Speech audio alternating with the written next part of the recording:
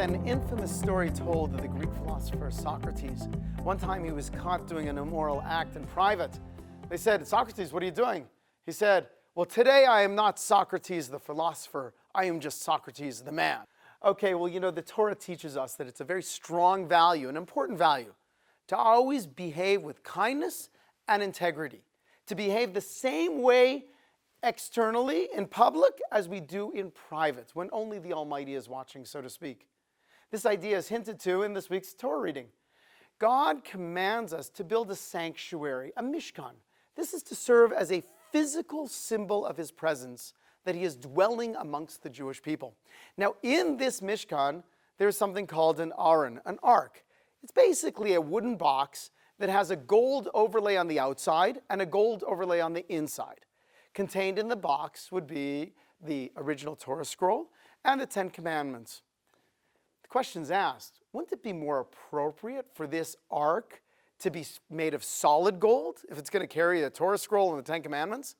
And whereas that might be true, it might be more appropriate, still the rabbis explain that if it was solid gold, it would be so heavy that it would be an additional burden for those people who had to carry it for the 40 years the Jewish people traveled in the desert. It's to tell us an important message, that even in matters of holiness, we should strive to alleviate our fellow man's burden. But it goes deeper than that. The fact that it had a layer of gold on the outside and a layer of gold on the inside teaches us we should be the same, we should have golden character, so to speak, when we're in public and when we're in private.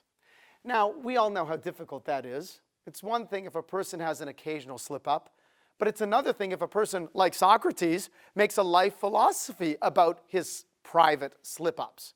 As a matter of fact, the rabbis give us a great tool. One time there's a particular sage, he was laying on his deathbed, and he turned to his students and he blessed them. He said, "May God bless you that your fear of heaven be the same as the fear of your fellow man." He turned to them and said, "If only your fear of heaven was that of your fellow man, then you would behave the same way in private as you do in public." This is a powerful tool that the Torah is giving us. Always be aware that the Almighty is watching you. The Chofetz Chaim, one of the great sages who lived over 100 years ago, one time was taking a ride through the countryside. The wagon driver who was giving the ride pulled over to the side and said, "Rebbe, can you just keep a lookout? I just want to get some of these fruits from this tree over here."